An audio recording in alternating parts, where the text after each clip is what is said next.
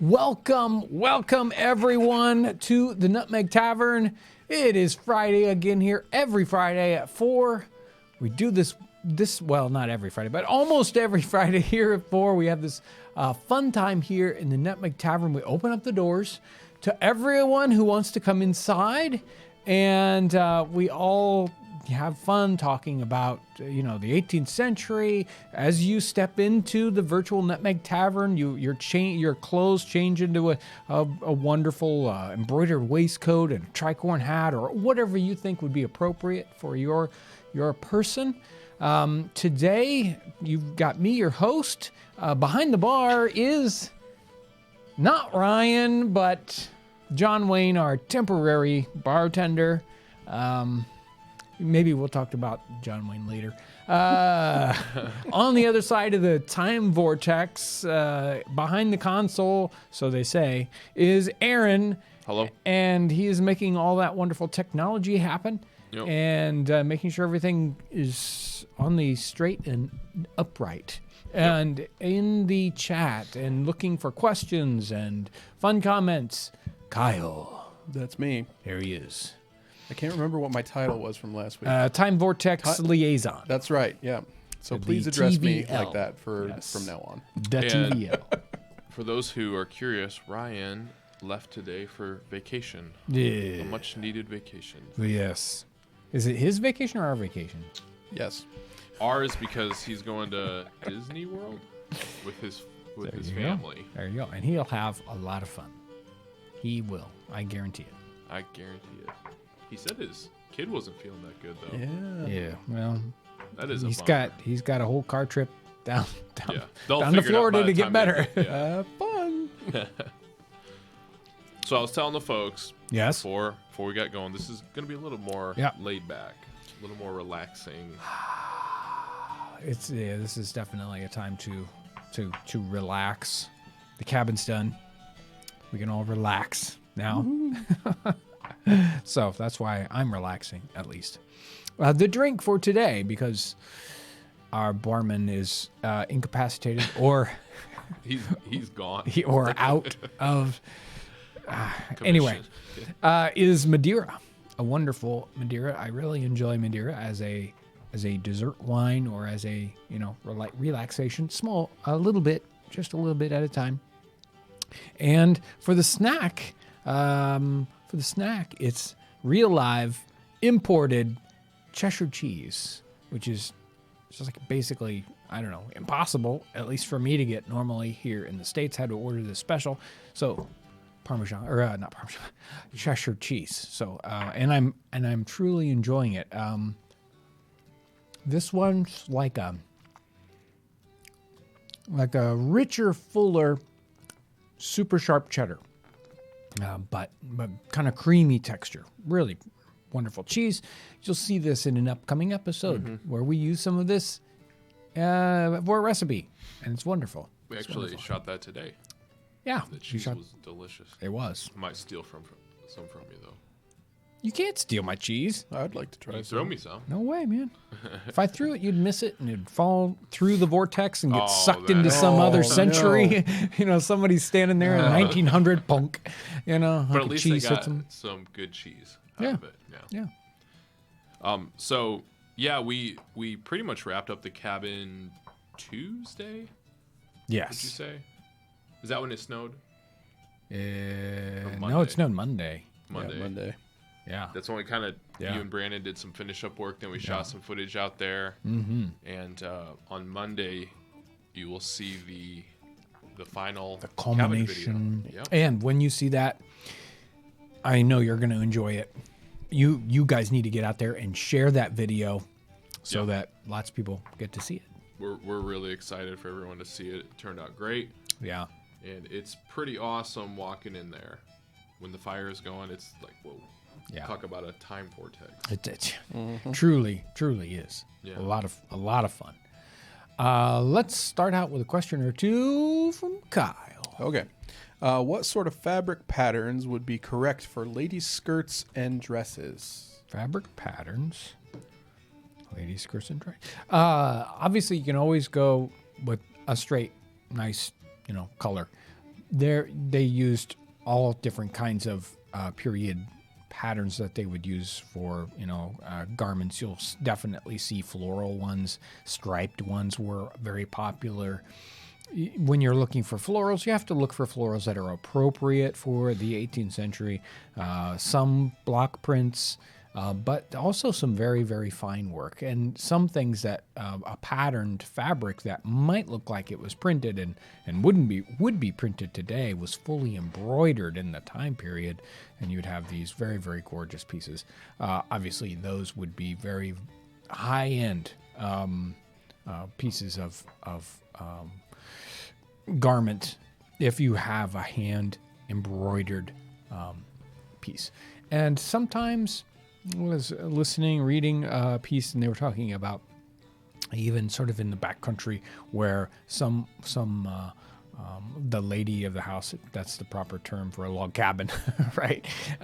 If she's got like one, nice garment, maybe some floral petticoat or something, they would actually tack that up on the wall as sort of a their only decoration. So you can imagine, my Sunday or my fancy go to town dress, I'm gonna stick that to the wall as a decoration. It's the nicest thing we have. So there's a lot of different things you could use for that. Florals are kind of the most eye-catching. Will you be able to have a housewarming for the cabin? Kind of already did. Yeah, we did. Yeah, and you'll see some of that in that on Monday's episode. Some awesome And food. we warmed it up, let me tell you. Yep. How did they brush their teeth in the 18th century? Well, there was sometimes you'll see bone-handled toothbrushes or bone-handled brushes. It might be toothbrushes, small brushes in, like they found one in Monticello's privy. So we think maybe that was a toothbrush. They also used kind of brushes like that. There were some toothpastes, and I need to do more research on this one, having to do with using charcoal or for the abrasive part of it. So you'd have sort of get in there and kind of make the edges all black. I don't know. Yeah, I need to do some more tooth cleansing research. How did they see a doctor or have surgery in the 18th century? How did they see a doctor? Well, I think a lot of times, obviously we don't have anything like house calls anymore, or we do, and wow, they're super expensive. That was a lot more common in the 18th century. Doctors moving around, visiting people. So that's definitely going to happen. The idea of a hospital, other than in a military situation, wasn't nearly as common in the 18th century, and they weren't known for being very healthy places to be, not a kind of place you would go to get better. So, and maybe sometimes it really did mean more of just being hospitable, like just a place that they're trying to take care of you, not a place that was really specifically oriented toward medicine. So those kinds of things are happening more in the home. And the idea of a surgery, most people did not want to undergo a surgery if you could at all survive without it, because you wouldn't survive with it, because of the idea that they didn't have sanitary, very antiseptic situations for that. And anytime you open up a body, you really have a big danger of infection and that killing you in that circumstance, because you didn't have anything to antibiotics or anything like that to really help you get through that situation. And certainly opening up bigger body cavities, like your stomach, that was just that was like a death sentence, really. So that's not happening as much, and they certainly would have sort of hospital operating things that they would do that in, but it really was kind of a last resort. I might do some donations, if that's okay. Yes. All right. We have quite a few already. Thank you so much, everyone. Dr. Trek Wars Hey guys, it's been a hectic week at work for me. Looking forward to getting off at 1:30 a.m. so I can watch the show then. Happy weekend all. Man, yeah. Speed and Style Tony, thank you. Thanks for all the hard work. Last night I rewatched the Holiday Recipe series of videos. Oh, good. That's a good series. Yeah. That's held up quite a bit. Good. Caltoid 5, thank you. Oh, yes. How did they sharpen axes and hatchets and such? Stones, files, question mark. Red Runner 328, thank you. I'm enjoying some apple pie moonshine. Cheers, John. Oh, yeah. Right on. David Dinelli, thank you so much. Did the period create a large variety of fabric weights like we have today? Max are cool. Thank you so much. I gotta go find his donation because it's doing that dumb thing again. Hang on, let me scroll up. There you are. Were there weather phenomena that surprised new arrivals to North America in the 18th century? I love that question. I'm excited to hear the answer to that, if you have one. Hang on. I think I just got another one pop up. History with Brad. Thank you. Any plans to come back to Locust Grove soon? What else we got?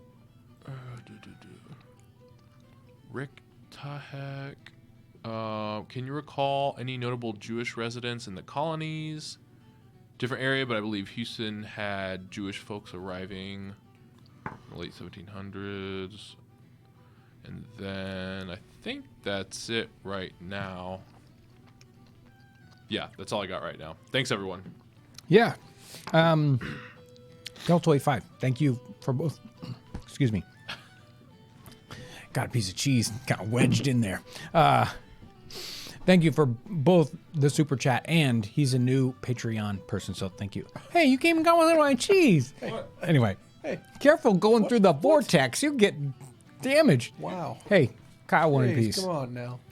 Here, you'll have to get one. Careful. Anyway, yeah, thank you, Keltoid 5. Sharpening of things. Yes, they certainly had sharpening stones. A lot of times they would use a file. You'll see these giant sharpening stones, and you'll even see those in different kinds of sharpening environments in a modern sense today. But there's this wonderful French painting. I think it's either at the very late part of the 17th century, or I'm pretty sure it's an 18th century one. And it's one of those. It's like an 8-foot diameter wheel on the outside of a building that they're using for sharpening things. So you imagine a very, very large stone. And you'll see some of those in industrial situations. You'll see lots and lots of wonderful illustrations of knife sharpeners in the 18th century, characters that would, go around and sharpen knives. And I think we've done at least one. Well, there's one where Kevin was the knife sharpener, and then we've done some other pieces about knife sharpeners. So there's a lot on that, and they're using large stones, and sometimes small stones. And then certainly a blacksmith, he's going to be using a file in different sorts of situations for sharpening things. Fabric weights, yes. They had a lot of different types, possibly more variation in fabrics, at least in the small kinds of fabrics that they would have. Obviously, they only had natural fibers, so linen, cotton, wool, etc. But they had a great variety of different colors, weights, types of weaves, blending of fabrics like fustian, and they would, linsey woolsey types of things going on. So there was a lot of variation in fabrics. I think we would be very surprised if we went through a large fabric making center in the 18th century and saw the great variety of fabrics that they had available to them.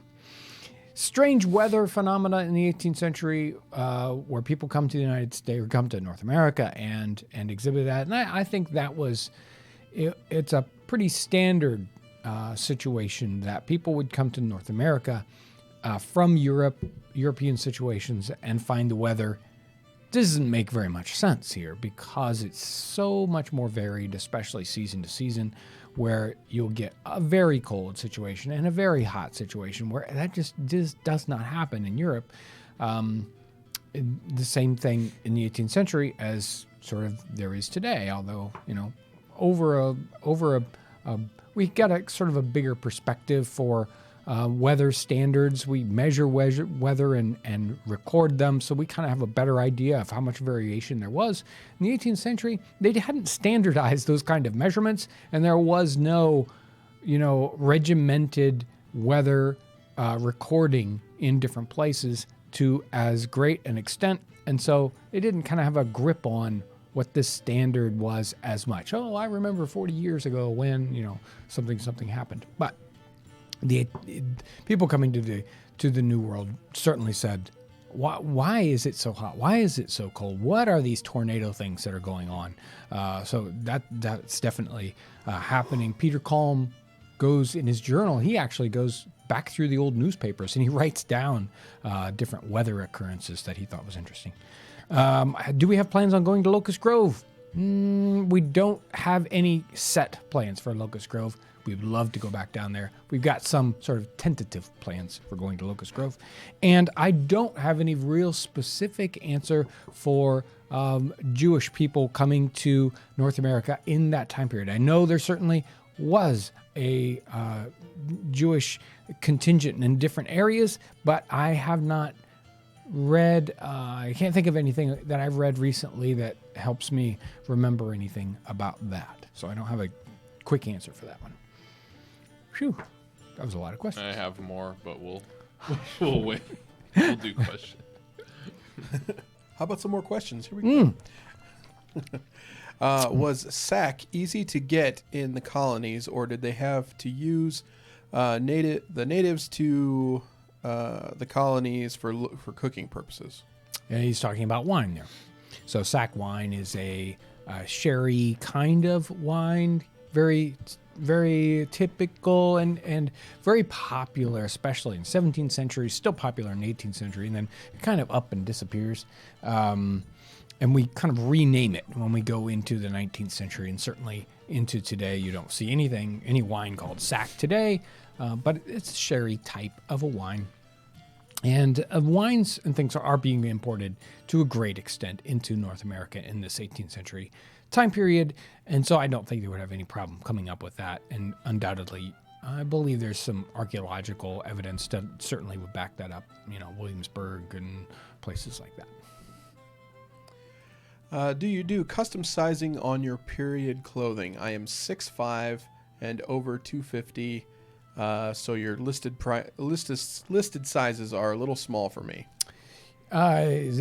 We do our best to serve a lot of folks that are bigger, and you can definitely connect with customer service and ask them about particular. Some things we can do that with. Some things it's very standard that we make larger sizes. Other ones are harder to engineer as they get bigger. But we've been working on some of that.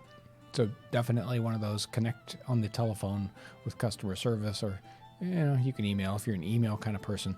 It can be harder to have that long-term kind of conversation. You can have it in a hurry on the telephone. So I would suggest that. We've helped a lot of people in getting outfitted. So I'd give them a call. Can you please talk about the police force and the justice system? What was it like? Yeah, and we talked about that a good bit. North America, all these English colonies, 13 colonies, starting in England in some way, shape, or form, all carry over their legal traditions from the areas where they came from in England to a great extent. And so they have this sort of English idea of the police and justice in that they're importing. And I mean, it's like, if this is a crown, colony, then of course, you're going to have that same kind of justice being meted out. And the English justice in the 18th century was very different from what we have today. And some very odd things, like the idea of a standing police force, and where that comes from. Definitely completely different than it was. They certainly had kind of constables and sometimes set constables. Many times they would have sort of drafted constables, or you would be the constable for the week, right? It's like, oh, this week you have to do your constable duty. So those sorts of things would happen, but it's a lot less rigid and strict, and a lot less kind of oversight that needs to be done in the 18th century. There were fewer people. I don't know if there was more lawlessness. I don't think they had a lot of issues with that, even though there certainly were situations where they needed somebody to step in and apply justice.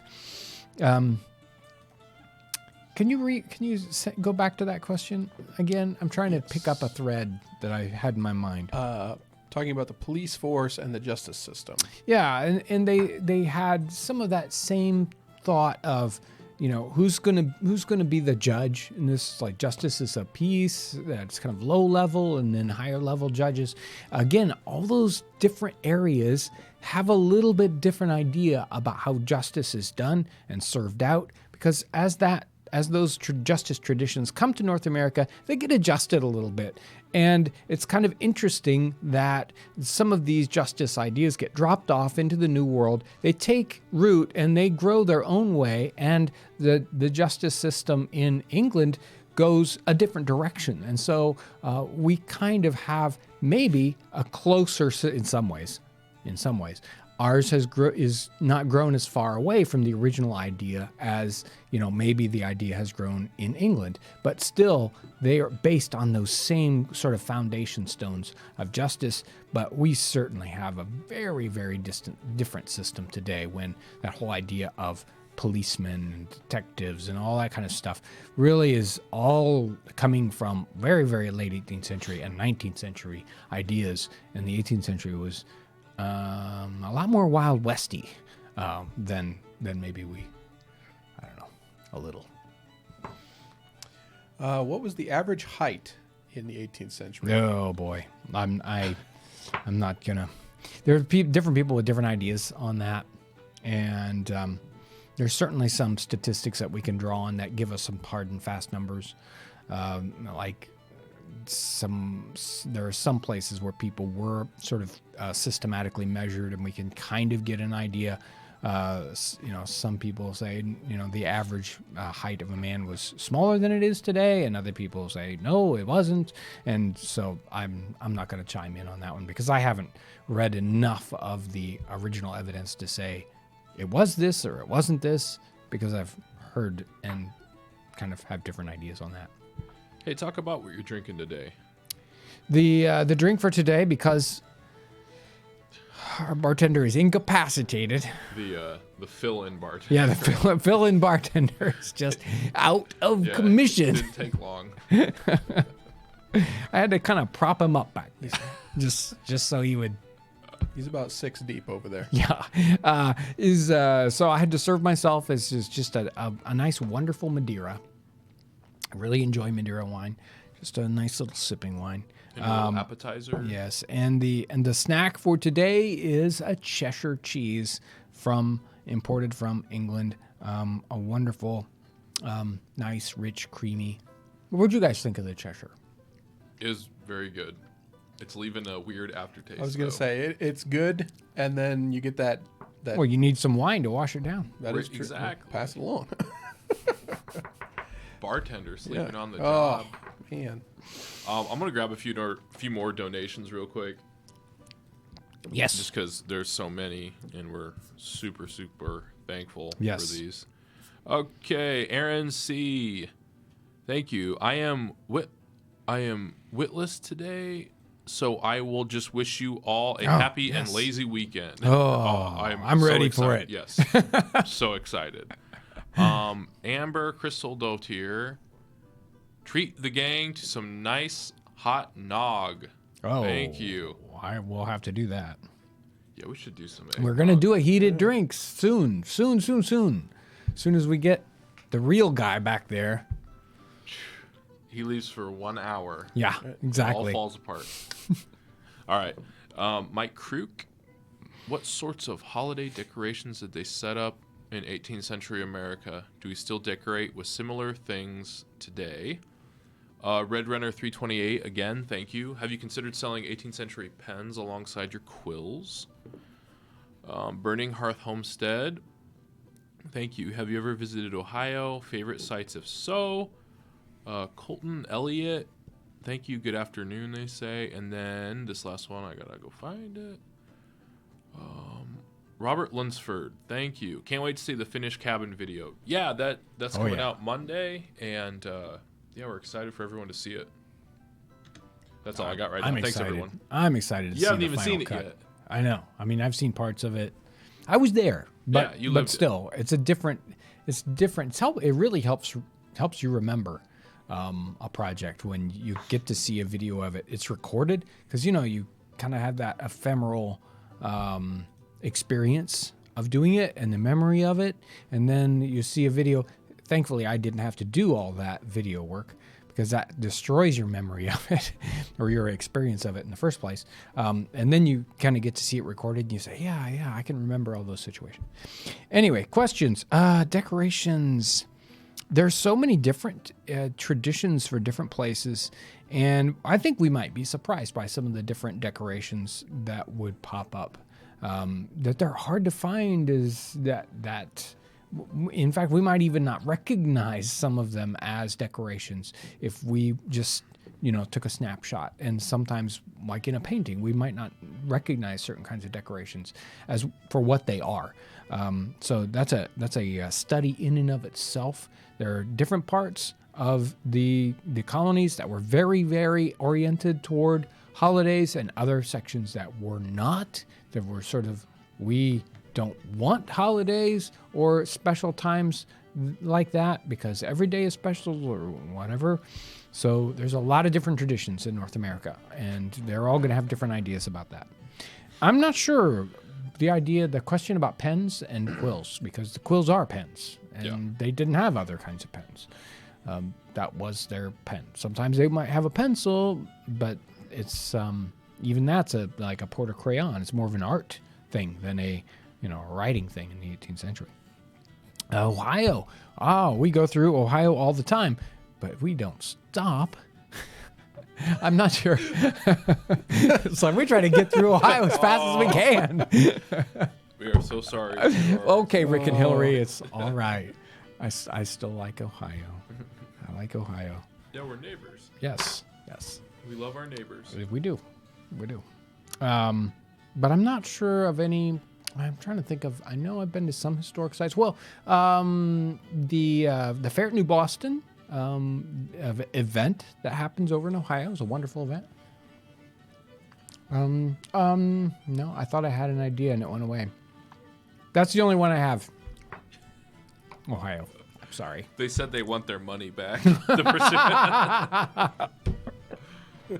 I don't think that's allowed. There's a lot of great history in Ohio, and there's a great book on like frontier life in Ohio. I think my wife was reading it, and it kind of goes through some of that pioneer life in Ohio. So yeah, it's a wonderful and rich area, and I think each one of these states we kind of miss out. There's just wonderful. A lot of stuff is written on Kentucky history because it was really sort of a different situation there in Kentucky, and I'm sure Ohio has its own very, very interesting stories. There's some, that's all I'm going to say. I'm trying to relax, guys. Yeah, this is trying to stressful. Put Ohio on me. Yeah. All they said was, "Have you ever visited?" It's like a deep question. Okay. Was that it? Yes, it was. All right. Okay. It was. Do you have any Patreon names? I do. What do I you do. got? Let's talk about Patreon. In fact, before we Yeah. talk about Patreon, let's talk about PayPal. Some folks support us directly by just saying, "Here's a one-time gift on PayPal," and we've made that better so that I can more easily find those, see those, and recognize them. So special thanks, James Ellsworth, Mary Brannon, Suzanne Howe, Nicole Seeley, Barry Milgate, all specific people who help us do what we do here on this channel by giving to us directly through PayPal. It's probably the one with the least quantity of overhead, where it's like the most bang for your buck. And if it's just kind of a one-time thing, that is the way to do it. A lot of other people help support us on Patreon, which is a little bit per month. And you just kind of set up this little mini payment, sometimes $2, $5, or whatever you find appropriate that you would think, I want to help them do this thing. Here's a little bit every month. The new folks on Patreon this month, or this week, sorry, Head Crab. Sounds like a Half-Life fan. Mike C, Danielle Binham, Keltoid 5. Thank you, Keltoid 5. And Emily DeAndrea. Again, all you folks, and there's more than 500 people who help us make videos by giving us money in that way. Truly is a way that helps us do things like buy equipment and make pretty pictures and give Aaron good software. Yeah. Because Aaron's like, no, I need better this, I need better that. The and I'm on best. the other side of the time vortex going, I don't know what you guys do with money over there, but It took a little bit too long to open that file. I need a new Yes. motherboard. whatever. I mean, Yeah, how do you know about Half-Life? how do I know about Yeah. somebody said it someplace, I Yeah. think. You heard it. It's a legend. Yes. Hey, somebody wanted to know if the cabin, what was it, the cabin whirlwind devil showed up again. No, we had a blizzard instead this Oh, time. right. That snow was coming down. Let me tell you, it's not easy to fly a drone in this It snowstorm. was the snow miser. Okay, questions? All right.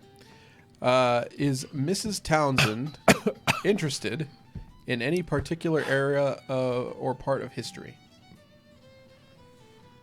That's a good question. Well, there's a lot of Mrs. Townsends, but I'll say my wife Whitney. I think that's what they were Do you going water? for. Oh, this it's Bartender. burning all the way down. Oh, He's done. he's out of it. Particular.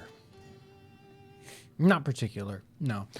She does a lot of schoolwork with Ivy. They cover history in all sorts of ways, and so there's she's always kind of given me hints on, I read this particular thing, or we covered this book. There was a really interesting book on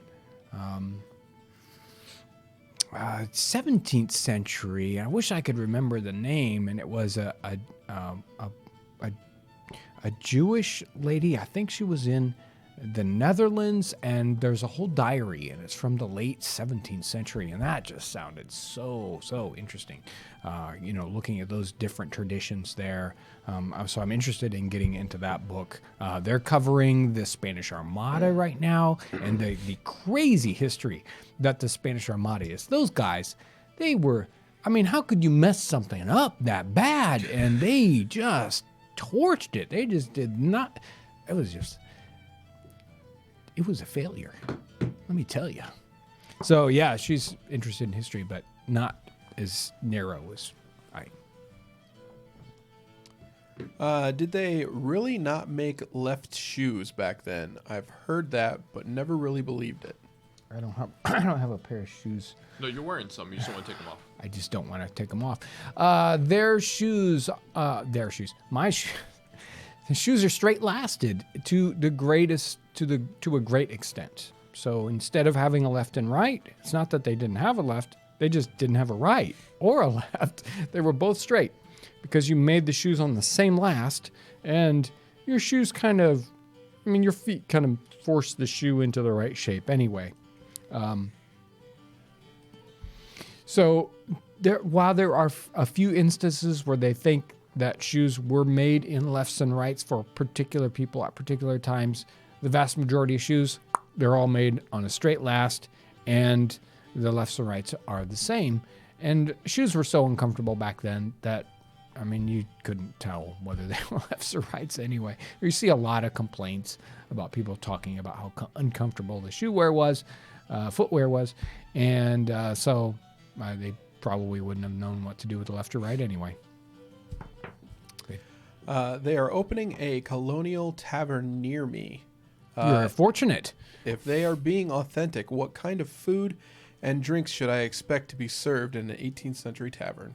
Well, you should check back on our, all our cooking episodes, and you'll get some good ideas about what you might see there.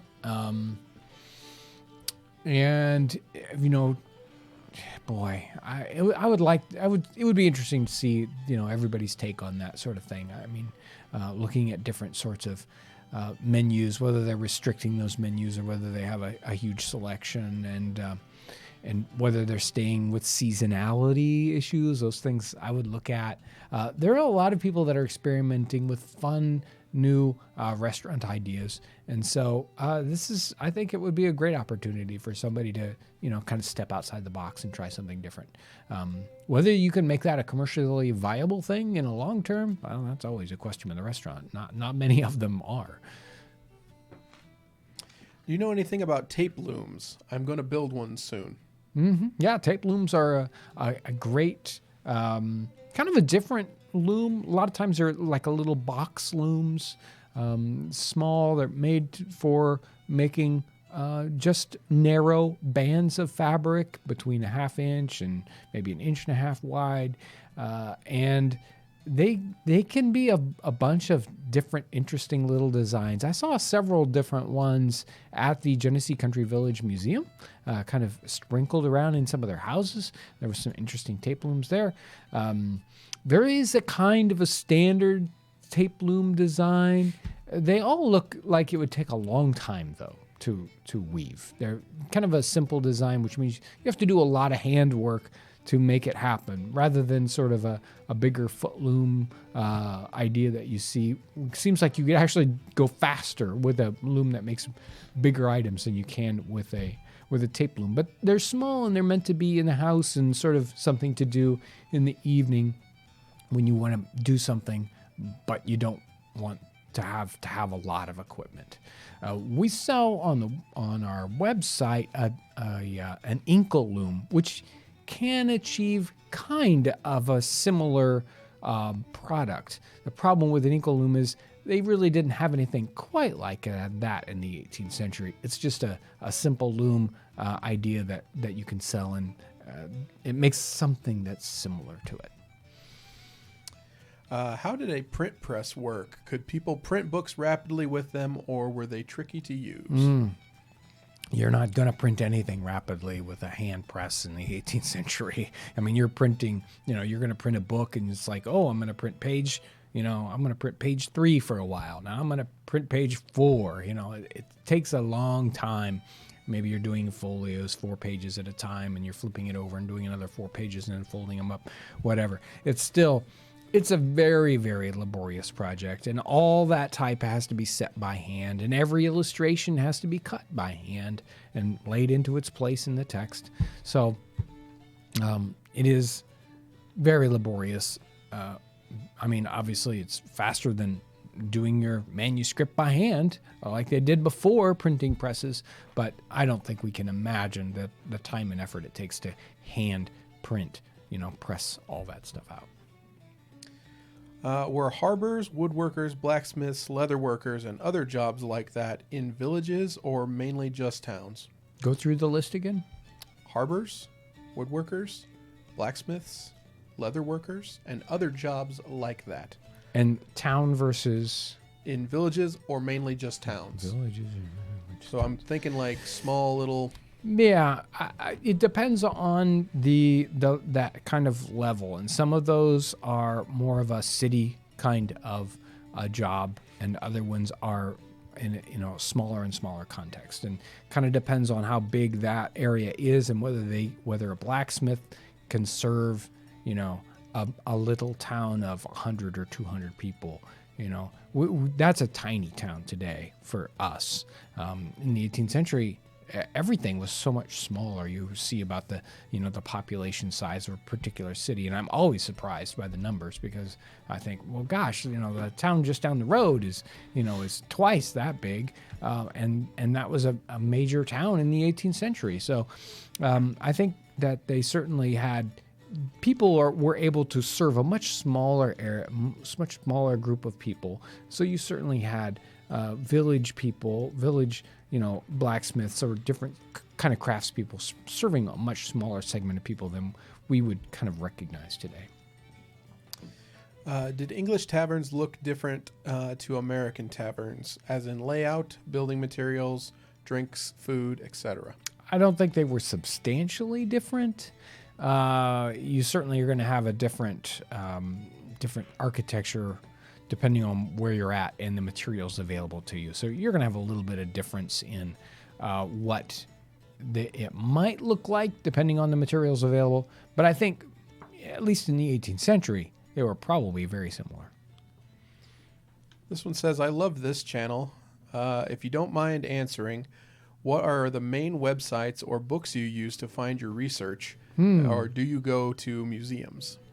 Well, I sometimes go to museums, but most of my time is spent digging online and particular books. So, on a general topic, maybe I've got a book here.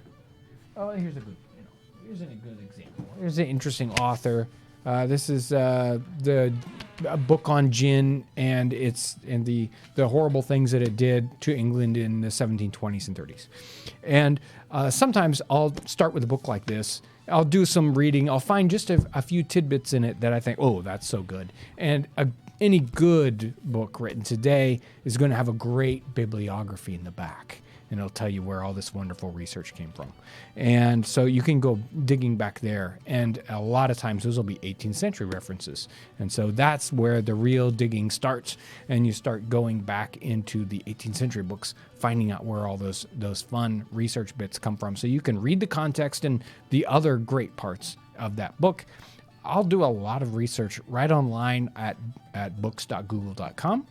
And you can do word searches and restrict the time frame. Say, how many, when did they use the word Cheshire cheese in a book from 1720 to 1735? You can do that search. It's not very good, but it's better than nothing.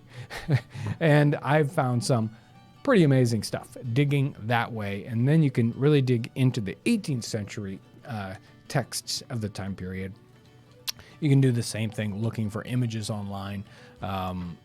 There's so much online now to do research, and there's some great writers and researchers that you can find. There's so much great stuff out there right now. So I'll do some modern books, but I usually use those to help me head back into the 18th century books to find the fun stuff. This one says, hey, John, if you and your family were dropped into 1790 America, where would you choose to live? 1790 America. I'll have to think a while before I get an answer. Usually my typical answer to a question like this is, I would be so interested to be tossed back anywhere in 1790 that I'm not even going to be choosy about where I'm at because... anything would just be mind-blowing.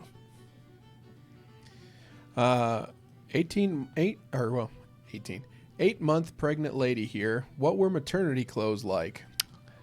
So a lot of the clothing, especially that kind of middle to lower class clothing in the 18th century, is very, very maternity friendly. A woman's petticoat, it's got a drawstring that adjusts all over the place, so you don't have any problem whatsoever. And some of those things, like the short gowns and most of those other things, are laced up, and they really give you the ability to expand in different ways to suit whatever situation that you've got. So a lot of times they didn't have to have any specific maternity clothes because their clothes adapted to whatever that situation was. It's like, oh, I just won't wear stays now because the stays won't work, but the rest of everything will. So there, as far as I can tell, there was very, very little specific maternity clothing. Can you please define block print? Not sure what it means, and I don't want to assume anything. I took a way too big piece of cheese. I was hoping that was going to be a longer question. I wish I had a block to show you a block print. There's a couple great videos on YouTube, if I could find the links for them and send them to you. But imagine you stretch out a nice big piece of fabric. Say you got a table 4 feet wide, 12 feet long, and you've got a block that's, the bottom of it shaped like this, and you've carved in your floral design, just like this floral design here. You've carved it in, and you relieve the spot that you don't want ink to be on, and it's got a handle on the back, and you put it just like you're stamping with an ink stamp thing, right? You stamp that into your ink and put it on your fabric, and you put it in squares so each one of them lines up just right. And if the block is printed right, they kind of connect from one edge to the other, and you will print out an item like this, and it will be a great big giant thing. But it's all done by hand. Each time you put the block down, you hit it once, and then you pick it up, and you're going to put ink on it again, and you're going to move it to the next spot. Very laborious. If you want multiple colors, that means you've got multiple stamps with different sections carved out on them. You put it in a different color, you get it over exactly the same spot again and stamped down. That's why block prints tend to be fairly large, and sometimes they're misaligned a little bit because it's all done by hand. And usually the blocks don't get much bigger than, maybe 12 inches by, 8 or so, and a lot of times the blocks are a little bit smaller, but it's amazing to watch, and they're very beautiful, and you can see how they're just so hand done. The block is carved out by hand, and the person is laying that out by hand, each and every one. A lot of the dyes are all sort of very, very natural dyes, and it's truly amazing process, and still being done today like it was done in the 18th century. Same for this fabric here. What types of furniture will you make for the cabin? Primitive furniture. We're going to be working on some ideas for that. It's a little bit harder to do the research on primitive furniture for those kinds of things. There's some references where people talk about that, but very few of that sort of furniture survives in an example that you can truly date and it's like, yes, I can nail that down, and almost no great illustrations of it. There's a lot of simplistic furniture, 17th century Dutch in those sort of genre paintings in that time period, but you don't see a lot of that being done in the 18th century for primitive furniture. So it's a little bit more conjecture as you go. Are you planning on doing any episodes on naval architecture and or abilities of the 18th century?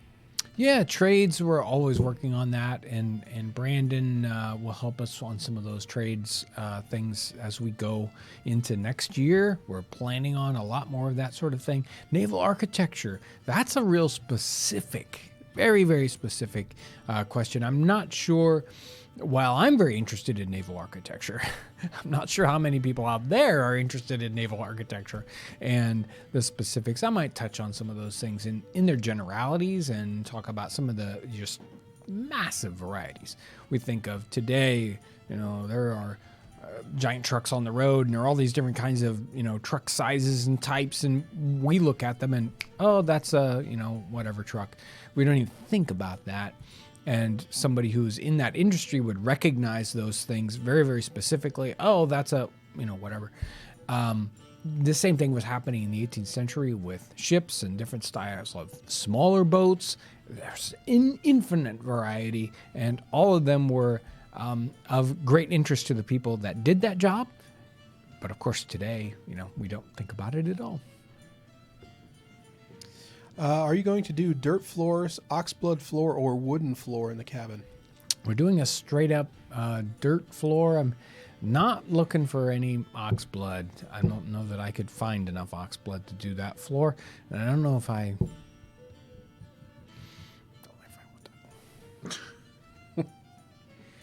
that. What is an oxblood floor? Well, I'm not. It's been quite a while since I've looked at that style of floor but there are a lot of different floor, earthen floor styles, and some of them will use manure and ox blood as a sort of a combiner and sort of really locks all those things together. Usually they have sand and clay components that are the main constituents, and then they've got these other items that bind those items together, and you'll get this very, very rich, just amazing floor surface. Sometimes it looks like leather, and other times like this very rich, floor, rich tile look to it. And it's an earthen floor that's got different additives to it to make it hard, to make it very, very smooth. Some of them are just amazing floors. This one's going to be a pounded flat earthen floor with clay and sand and maybe some straw in it to lock it together. It does not take much. If you got our clay and sand, it'll lock into the hardest floor ever. I'm gonna read a few donations real quick. Okay. We're probably getting pretty close to the lightning round. Just a few. Angie978, thank you. Have you ever been to any MN rendezvous? What's MN? Minnesota. Oh. Minnesota rendezvous. Rewild Outdoors. Hey guys, just got my copy of Private Yankee Doodle, only to find out that it has been released on Scrib as an audiobook. Oh, that's good. You should have both. Yeah. And then, hang on one second. Another one from Amble, Crystal Dottier, or Dottier. I always get it wrong, I think. You often mention you're going to do something on knitting, crocheting, or other fiber arts real soon now, but so far crickets. Anything in the works? Ooh, calling us out. We said about too much stuff. Yeah, the problem is there's so much fun stuff to do, and it really has to do with finding the right kind of person. I can't be an expert on everything, even though I might want to be. So I've got to find this kind of specialist on those sorts of different items. Crochet wasn't really a thing in the 18th century. It's a 19th century thing that pops up. There's some crewel work and some other work like that, needlework that's kind of like that. But knitting is, though, a very, very important hand industry in the 18th century. And finding somebody with just the right knowledge on that, when I find them, you'll hear from them. Okay. Is there another question? Is that it? I think that was it. All right. I didn't. Oh, write no, them. I didn't write them down. So. Oh, did we do Bad the Minnesota rendezvous? Oh, Minnesota round. No, I have not. It was like a lightning round. No, I'm sorry. That was the prep for the lightning round. Prep for lightning round. All right. Are you ready? We need a sound effect for this. I know. Is that good enough? Yep. Okay. It is for today. All right. Good enough. Was there a Santa in the colonies? No. I think Santa Claus is very, very 19th century. Did you get a lot of snow? More than Yeah. we normally. I mean, I've been married for many, many years, and Lightning round.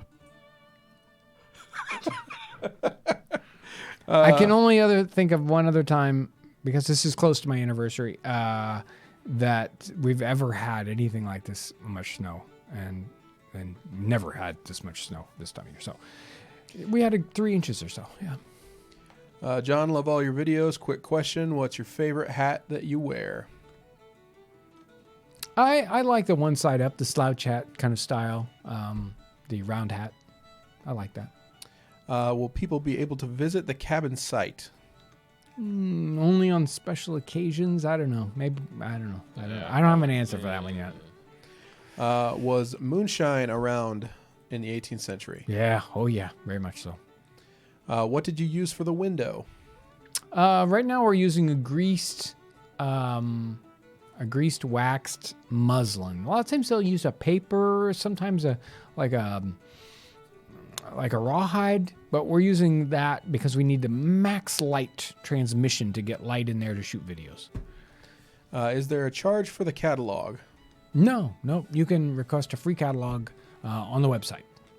Have you ever read the Annals of Philadelphia in Olden Time by John F. Watson. No, I have not. I will put that on my list to check it out. Did American colonists ever return to England to see their families? Yes. Although it was a dangerous voyage, so, so yes, but no, not with that much. Was hat making really a dangerous job at the time, and could it make you really go mad?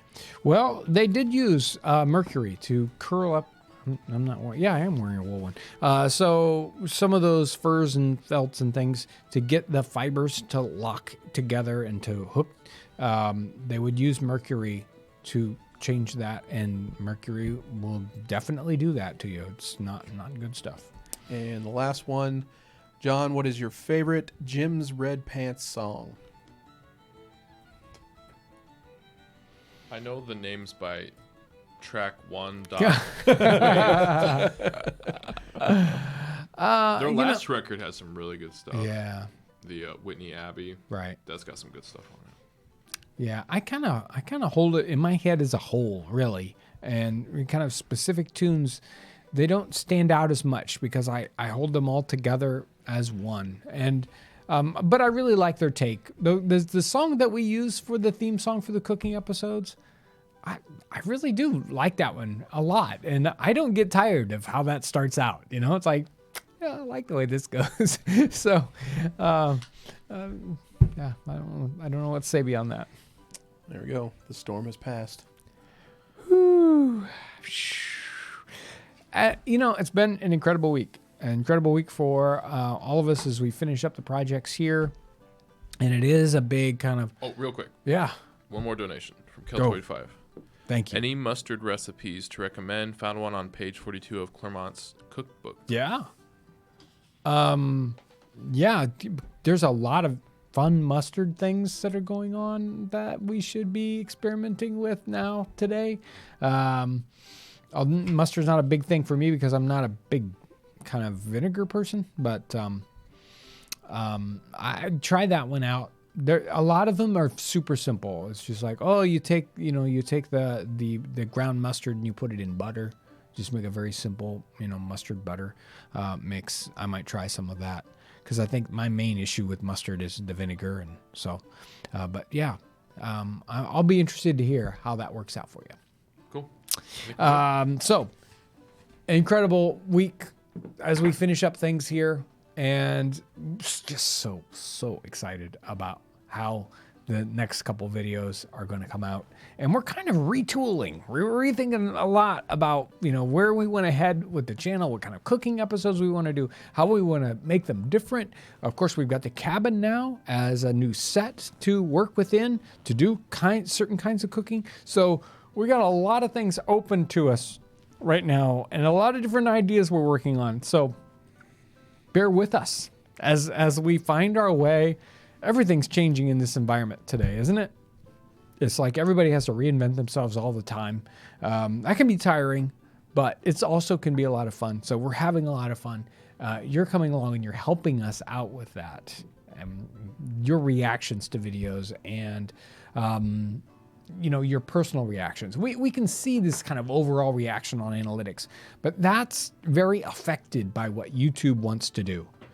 We're at the mercy of that to a certain extent, but not completely, because you're out there and you can specifically tell us, especially in a setting like this, in a live stream, whatever. It's like, no, we want this, we don't want that. You can help direct the ship. So thank you for what you do, for watching particular videos, especially for sharing videos and sharing like the live stream. Not many people know the live stream even happens. So that's something to share, to tell people about it if you like the way that you think they might like the way the live stream goes. So help us out that way. Thank you so much for all your incredible things that you do. People on Super Chat, Patreon, PayPal, whatever you do. If you just watch videos, you share our videos, you are doing a tremendous service. Thank you for all you do. Thanks for watching today.